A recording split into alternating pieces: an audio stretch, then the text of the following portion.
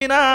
হযরত ওমর বলেন, সালাবা, আল্লাহর কসম করে বলি, এই 7 দিনের মধ্যে তোমার ব্যাপারে কিংবা মুনাফিকদের ব্যাপারে আল্লাহ রাব্বুল আলামিন কোনো আয়াত নাজিল করে নাই। জোরে বলুন সুবহানাল্লাহ। হযরত ওমর রাদিয়াল্লাহু তাআলা আনহু বলেন, ও সালাবা, তোমাকে খুঁজে নেওয়ার জন্য আল্লাহর হাবিব সাল্লাল্লাহু আলাইহি ওয়াসাল্লাম পাঠিয়েছেন। হযরত ওমর সালাবাকে সাথে করে নিলেন। নেওয়ার সময় দরজা শরীফের সামনে আল্লাহর হাবিব সাল্লাল্লাহু আলাইহি ওয়াসাল্লাম দুইগুলো হাত মোবারক ছড়িয়ে হযরতে সালাবা রাদিয়াল্লাহু তাআলা আনহুকে রাসূলুল্লাহর বুকের মধ্যে জড়িয়ে নিলেন। জোরে বলুন সুবহানাল্লাহ। অন্যান্য সাহাবীরা বলেন, ইয়া রাসূলুল্লাহ, ইয়া হাবিবাল্লাহ, সালাবা তো নিজেই সাক্ষী দিয়েছে সে গুনাহ করেছে। ওই রকম একজন গুনাহগারকে রাসূল আপনি কিভাবে আপনার বুক মোবারকের মধ্যে জড়িয়ে ধরলেন? আল্লাহর হাবিব বলেন, ও সাহাবীরা, তোমরা জানো না ওই সালাবা গুনাহ করার পরে যখন গুনাহ করেছে, গুনাহ করার পরে সে এমন ভাবে আল্লাহ রাব্বুল আলামিনের কাছে তওবা করেছে, যেই তওবাটা আল্লাহ রাব্বুল আলামিন কবুল করে নিয়েছেন।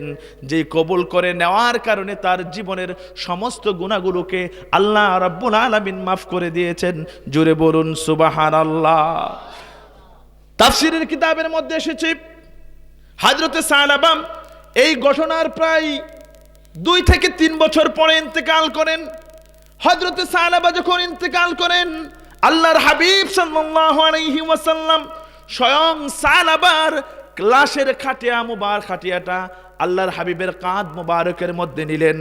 জমিনের মধ্যে কাঁধ মোবারকে নেওয়ার পরে দাফন করার জন্য যখন লাশটাকে নিয়ে যাচ্ছিলেন, আল্লাহর হাবিব জমিনের মধ্যে এত সতর্ক অবস্থায় পা মোবারক গুলো ফেলছিলেন। হযরত ওমর রাদিয়াল্লাহু তাআলা আনহু লাশটা দাফন করার পরে আল্লাহর হাবিবকে জিজ্ঞাসা করলেন, ইয়া রাসূলুল্লাহ, ইয়া হাবিবাল্লাহ, যতদিন আপনার সাথে থেকেছি কোনোদিন আপনাকে জমিনের মধ্যে বৃদ্ধাঙ্গুলির উপরে ভর করে আপনাকে দেখি নাই হাঁটতে। ইয়া রাসূলুল্লাহ, ইয়া হাবিবাল্লাহ, যতদিন আপনার সাথে ছিলাম ততদিন কোনোদিন এমন অবস্থায় দেখি নাই যে আপনি জমিনের মধ্যে এত সতর্কতা অবস্থায় হেঁটেছেন। আল্লাহর হাবিব বলেন, ওমর, আমি যা জানি দুনিয়ার কোনো মানুষ তা জানে না, আমি রাসূল যা দেখি দুনিয়ার কোনো মানুষ তা দেখে না। আল্লাহ রাব্বুল আলামিন আমাকে এমন বড় মুজিজা দিয়েছেন। আল্লাহ রাব্বুল আলামিন আমি রাসূলুল্লাহকে এত বড় পাওয়ার দিয়েছেন যে পাওয়ারের কারণে আমি ডানে দেখি, বামে দেখি, সামনে দেখি, পিছনে দেখি, উপরে দেখি, নিচে দেখি, যেই দিকে তাকায় না কেন, যদি নাও তাকায়, আল্লাহ রাব্বুল আলামিন সকল জিহাতের ইলমগুলো আমি রাসূলুল্লাহর সিনা মোবারকের মধ্যে ঢেলে দিয়েছেন। জোরে বলুন সুবহানাল্লাহ। হযরত ওমর রাদিয়াল্লাহু তাআলা আনহুকে রাসূল বলেন, ও ওমর, আল্লাহ রাব্বুল আলামিন হযরতে সালাবার তওবাটা এমন ভাবে কবুল করেছেন। আল্লাহ রাব্বুল আলামিন বলেন, ইন্নাল্লাযীনা ক্বালু রাব্বুনাল্লাহু সুম্মা ইসতাকামু তাতানাজ্জালু আলাইহিমুল মালায়েকা। আল্লাহ রাব্বুল আলামিন বলেন, কোন বান্দা যদি আমি আল্লাহ রাব্বুল আলামিনের উপরে ঈমান আনে, আর ঈমান আমার আনার পরে যদি তার ঈমানের উপরে যদি ইস্তেকামত থাকে, অটল যদি থাকে, আর সে অবস্থায় যদি মৃত্যুবরণ করে, ওই মৃত্যুবরণকারী ব্যক্তিটার লাশটাকে গ্রহণ করার জন্য আল্লাহ রাব্বুল আলামিন দুনিয়ার মধ্যে ফেরেশতা পাঠিয়ে দেন এবং কবরের মধ্যে অসংখ্য অগণিত ফেরেশতা পাঠিয়ে দেন ওই ব্যক্তির লাশটাকে দখল করে নেওয়ার জন্য এবং সংবর্ধনা জানানোর জন্য। জোরে বলুন সুবহানাল্লাহ। আল্লাহর হাবিব সাল্লাল্লাহু আলাইহি ওয়াসাল্লাম হযরত ওমরকে ডেকে বলেন, ও ওমর, ওই সালাবার লাশ যখন আমি রাসূলুল্লাহ কাঁধ মুবারকের মধ্যে নিয়েছি, আমি দেখতে পেলাম জমিনের মধ্যে আল্লাহ রাব্বুল আলামিন আসমান থেকে এত পরিমাণ ফেরেশতা অবতীর্ণ করেছেন। এত অধিক পরিমাণ ফেরেশতা অবতীর্ণ করার কারণে রাসূলুল্লাহ শঙ্কিত ছিলাম যে ফেরেশতাদের সাথে আমি রাসূলুল্লাহর ধাক্কা লেগে যায় কিনা। জোরে বলুন সুবহানাল্লাহ। এই জন্য খেয়াল রাখতে হবে সর্বোচ্চ। দেখেন, আপনি অপরাধ করেছেন, তাৎক্ষণিক কি করতে হবে? তওবা করতে হবে। গুনাহ করেছেন, তওবা করতে হবে। ভুল হয়ে গেছে, তওবা করতে হবে। তওবা না করে ওই গুনার উপরে ইস্তেকামত যদি থাকেন, আর গুনাহটাকে আপনি অপরাধ করলেন, হারাম কাজ করলেন। হারাম কাজ করার পরে যদি আপনার ভিতরে অনুশোচনা সৃষ্টি না হয়, তাহলে বুঝতে পারবেন আপনার ভিতরের ঈমানটা দিনের পর দিন দুর্বল হয়ে যাচ্ছে। আপনি বুঝতে পারবেন আপনার ঈমানটা দুর্বল হয়ে যাওয়ার পাশাপাশি আপনার হৃদয়ের মধ্যে, আপনার কলবের মধ্যে মুনাফিকি বাসা বাঁধছে। জুড়ে বলুন নাউজুবিল্লাহ।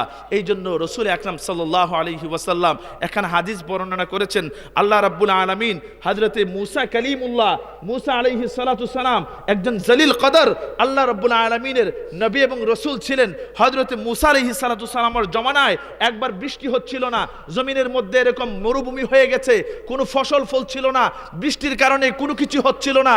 তার উম্মতগুলো এবং অন্যান্য মানুষগুলো এসে বলছেন, ও মুসা, দুনিয়ার মধ্যে আমরা একটা শব্দ শুনতে পাচ্ছি, আপনি নাকি আল্লাহর নবী এবং রাসূল। আপনি যদি সত্যিকার অর্থে আল্লাহর নবী এবং রাসূল হয়ে থাকেন, এতদিন পর্যন্ত বৃষ্টি হয় না, আসেন আপনি আমাদেরকে নিয়ে একটা মুজিজা দেখিয়ে দেন। যে মুজিজা যদি আপনি দেখান, আপনার কথা মতো যদি তাৎক্ষণিক বৃষ্টি হয়, তাহলে আমরা বুঝে নেব যে আপনি আল্লাহর নবী এবং রাসূল। আর আপনার হাত ধরে আমরা ডাইরেক্ট দিয়ে দিলাম, ডিসিশন দিয়ে দিলাম, আপনার হাত ধরে ধরে আমরা আপনার ধর্ম গ্রহণ করে নিব। জোরে বলুন সুবহানাল্লাহ।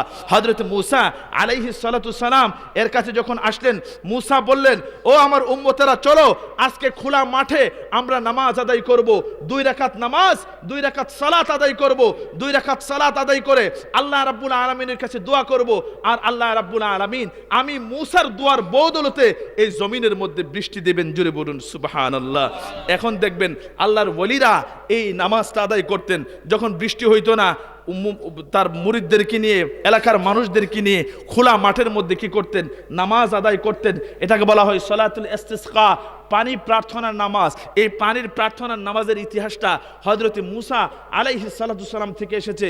মুসা আলাইহিস সালাতু সালাম যখন জমিনের মধ্যে নামাজ আদায় করলেন, নামাজ আদায় করার পরে যখন দোয়া করলেন, আল্লাহ রাব্বুল আলামিন হযরত জিবরাইলকে বলেন, ও জিবরাইল, তুমি আমার বন্ধু মুসাকে জানিয়ে দাও, এই মজলিসের মধ্যে একজন বড় জেনাকারী আছে। জুড়ে বলুন নাউজুবিল্লাহ। একজন জেনাকারী আছে, এটা চেইন জেনা করে, চেইন জেনা মানে সকালে একবার জেনা করে, রাত্রে একবার জেনা করে, প্রতিদিন 2-3 বার করে নতুন নতুন নারীদের সাথে কি করে? জেনা করে। ওই জেনাখুর যতক্ষণ পর্যন্ত এই নামাজের মজলিসের মধ্যে থাকবে, ততক্ষণ পর্যন্ত আল্লাহ রাব্বুল আলামিন এই জেনাখুরের কারণে এই মজলিস থেকে যদি সে বের হয়ে যায়, তাহলে আল্লাহ রাব্বুল আলামিন মুসা আলাইহিস সালাতু ওয়াস সালামের দোয়াটা কবুল করবেন এবং তাৎক্ষণিক জমিনের মধ্যে বৃষ্টি বর্ষণ করবেন। হযরত মুসা আলাইহিস সালাম ঘোষণা দিয়ে দিলেন, এই মজলিসের মধ্যে আল্লাহ রাব্বুল আলামিন আমাকে সংবাদ দিয়েছে, এই মজলিসের মধ্যে একজন জেনাকারী আছে। কে ওই জেনাকারী? এখন বের হয়ে যাও। তুমি বের হওয়ার সাথে সাথে আল্লাহ রাব্বুল আলামিন জমিনের মধ্যে বৃষ্টি দিবেন। ওই জেনাকারী মনে মনে ভাবলেন, হায় হায়, আমি যে জেনা করি এটা কেমনে জানলো মুসা? আর আমি যদি এখান থেকে বের হয়ে যাই, তাহলে পুরো গোটা এলাকাবাসী, গোটা দেশবাসী জেনে যাবে আমি সবচাইতে বড় জেনাকারী। ওই জেনাকারী আল্লাহ রাব্বুল আলামিনের কাছে তাৎক্ষণিক নিজের অন্তরের চোখগুলোকে খুলে দিয়ে আল্লাহ রাব্বুল আলামিনের সন্তুষ্টি অর্জনের জন্য, তার নিজের জীবনের অর্জিত গুনাহগুলোকে মাফ করার জন্য আল্লাহ রাব্বুল আলামিনের কাছে তাৎক্ষণিক ক্রন্দন করতে শুরু করে দিলেন। তার ক্রন্দন আর তওবা আল্লাহ রাব্বুল আলামিন এমন ভাবে তো কবুল করেছেন, যে কবুল করার কারণে আল্লাহ রাব্বুল আলামিন তাৎক্ষণিক জমিনের মধ্যে বৃষ্টি বর্ষণ করতে শুরু করে দিলেন। জোরে বলুন সুবহানাল্লাহ। এইবার মুসা আলাইহিস সালাতু সালামার উম্মত তো খেপা গেছে। ও মুসা, আপনি উল্টাপাল্টা কথা কেন? জোরে বলুন নাউজুবিল্লাহ। বলছেন যে আপনি উল্টাপাল্টা কথা কেন? আপনি বলছেন যে এখান থেকে এই জেনাকারী যতক্ষণ না বের হবে ততক্ষণ পর্যন্ত, জেনাকারী যতক্ষণ না বের হবে ততক্ষণ পর্যন্ত আপনি বৃষ্টি দিবেন না। অথচ এই মজলিস থেকে কেউ বের হইল না, কিন্তু আপনি বৃষ্টি দিয়ে দিলেন। এখান থেকে একজনে বের হইল না। হযরত মুসা আলাইহিস সালাম খেপে গেলেন। আল্লাহ রাব্বুল আলামিন হযরত মুসার কানে কানে বললেন, হযরত জিবরাইলের মাধ্যমে মুসার কানে কানে বললেন, ওই যেই ব্যক্তি জেনাকারী ছিল এই মজলিসের মধ্যে, এমন ভাবে তওবা করেছে যেই তওবাটা আল্লাহ রাব্বুল আলামিন কবুল করে দিয়েছেন, যার কবুলের প্রেক্ষিতে আপনার দোয়ার বদৌলতে আল্লাহ রাব্বুল আলামিন জমিনের মধ্যে বৃষ্টি বর্ষণ করেছেন। জুড়ে বলুন সুবহানাল্লাহ। এই জন্য আমাদেরকে খেয়াল রাখতে হবে। গুনাহ করেছেন, পাপ করেছেন, অন্যায় করেছেন, সগীরা করেছেন, কবিরা করেছেন, যত জীবনে গুনাহ করেছেন, যত জীবনে গুনাহ করেছি, প্রত্যেকটা গুনার জন্য আল্লাহ রাব্বুল আলামিনের কাছে তওবা করতে হবে। তওবা যদি করেন খালিস নিয়তে, তাহলে কি করবেন? আল্লাহ রাব্বুল আলামিন আপনার সমস্ত গুনাহগুলোকে মাফ করে দিবেন। কারণ আমি এখানে হাদিস আপনাদের সামনে তিলাওয়াত করেছি। আল্লাহর রাসূল বলেছেন, ইয়া আইয়ুহান নাস তুবু ইলাল্লাহ, ও দুনিয়ার মানুষ, তোমাদেরকে আমি রাসূল একটা ঘোষণা দেই আর একটা নির্দেশ দেই, আদেশ দেই, সেটা হলো তুবু ইলাল্লাহ, আল্লাহর কাছে কি করো? তুমি তওবা করো। কেন? ফাইন্নী আতুবু ইলাইহি, আমি রাসূল নিজে তওবা করি। জোরে বলুন সুবহানাল্লাহ। রাসূলুল্লাহ তওবা করছেন কেন? আল্লাহর রাসূলদের কোনো গুনাহ আছে? রাসূলদের গুনাহ আছে? যদি কেউ মনে মনে ভাবে নবী এবং রাসূলদের গুনাহ আছে, তার ঈমান থাকবে? সাবধান, উল্টাপাল্টা শেষ করে দিচ্ছি, উল্টাপাল্টা ফতোয়া দিয়েন না। ফাসাব্বিহ বিহামদি রাব্বিকা ওয়াস্তাগফির। আমি তাফসিরে গেলাম না, সময় অল্প বিদায়, এভাবেই সময়টা কাটিয়ে দিলাম। সাবধান, উল্টাপাল্টা কি করবেন না, ভুল ব্যাখ্যা মানুষদেরকে দিবেন না। সমাজের মধ্যে আমরা এরকম একটা শ্রেণী পাই যারা বলে নবীর নাকি গুনাহ আছে। জোরে বলুন রাসূলের নাকি গুনাহ আছে। জোরে বলুন নাউযুবিল্লাহ। এটা আমার কথা না। আল আম্বিয়া কুল্লুহুম মাসুমুন, সমস্ত আম্বিয়া ইকরামগণ হলো নিষ্পাপ। সমস্ত আম্বিয়া ইকরাম কি? নিষ্পাপ। তাহলে রাসূলুল্লাহ সাল্লাল্লাহু রাসূল আকরাম সাল্লাল্লাহু আলাইহি ওয়াসাল্লাম তাহলে কেন তওবা করেছেন? লিমাগফিরাতি উম্মতিকা। জোরে বলুন সুবহানাল্লাহ। উম্মতের মাগফিরাতের জন্য রাসূল বলেছেন, ফাইন্নী আতুবু ইলাইহি ফি কুল্লি ইয়াউমিন মিআতা মাররা। ও দুনিয়ার মানুষ, তোমরা জেনে রাখো আরেকটা হাদিস। এই হাদিসের ব্যাখ্যা দিয়েছেন মুল্লা আলী কারি রাহিমাহুল বারি। তিনি বলছেন যে আল্লাহর হাবিব সাল্লাল্লাহু আলাইহি সাল্লাম লিতালিমি কাইফিয়াতিত তাওবা, তওবা কিভাবে করতে হয় এই ধরনটা উম্মতদেরকে শিক্ষা দেওয়ার জন্য রাসূল আকরাম সাল্লাল্লাহু আলাইহি ওয়াসাল্লাম প্রতিদিন 100 বারের বেশি তওবা করেছেন। এবং আরেকটা বিষয় হলো, এই হাদিসের ব্যাখ্যায় মুল্লা আলী কারি রাহিমাহুল বারি তিনি মেরকাতের মধ্যে উল্লেখ করেছেন যে এর ব্যক্তি হইল এরকম, রাসূল আকরাম সাল্লাল্লাহু আলাইহি সাল্লাম যে প্রতিদিন 100 বারের বেশি তওবা করেছেন, ওই প্রতিদিন 100 বারের বেশি তওবা করার কারণে আল্লাহ রাব্বুল আলামিন বলেছিলেন, ওয়ালা সাউফা ইউতিকা রাব্বুকা ফাতারদা, হে রাসূল, আমি আল্লাহ রাব্বুল আলামিন আপনাকে অতি শিগগিরই এমন কিছু দেব যেই দেওয়ার কারণে আপনি রাসূলুল্লাহ খুশি হয়ে যাবেন। জোরে বলুন সুবহানাল্লাহ। এই আয়াতের ব্যাখ্যায় তাফসীরে মাজহারি আল্লামা কাজী সানাউল্লাহ পানিপতি রহমাতুল্লাহি আলাইহি তিনি বলছেন, এই আয়াতের ব্যাখ্যাটা এমন যে রাসূল আকরাম সাল্লাল্লাহু আলাইহি ওয়াসাল্লাম প্রতিদিন যে 100 বারের বেশি তওবা করেছেন, ওই প্রতিদিন 100 বারের বেশি তওবা করার কারণে আল্লাহ রাব্বুল আলামিন রাসূলুল্লাহর হাজার হাজার লক্ষ লক্ষ কোটি কোটি উম্মতের জীবনের গুনাহগুলোকে মাফ করে দিয়েছেন। জোরে বলুন সুবহানাল্লাহ। এই জন্য রাসূলুল্লাহর তওবার দাম আমার তওবার দাম এক নয়। রাসূলুল্লাহ তওবা করেছেন উম্মতের গুনাহ মাফ করার জন্য। রাসূলুল্লাহ তওবা করেছেন তওবা কিভাবে করতে হয় সেটা শিক্ষা দেওয়ার জন্য। রাসূলুল্লাহ তওবা করেছেন তওবার গুরুত্বটা মানুষদেরকে বোঝানোর জন্য। আর আমরা তওবা করি এবং করব নিজের জীবনের অর্জিত গুনাহগুলোকে আল্লাহর কাছ থেকে মাফ করানোর জন্য। আল্লাহ বলছেন, বান্দা তুমি আমার কাছে তুবু ইলাল্লাহি তাওবাতান নাসুহা, তুমি যদি আমি আল্লাহর কাছে তওবার মতো তওবা করো, আমি আল্লাহ বলছি তোমার জীবনের সমস্ত গুনাহগুলোকে মাফ করে দেব।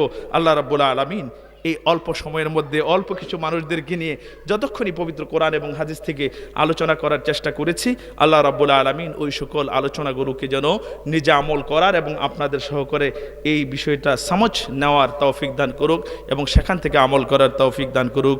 ওয়ামা আলাইনা ইল্লাল বালাগ। আসসালামু আলাইকুম ওয়া রাহমাতুল্লাহি ওয়া বারাকাতুহু।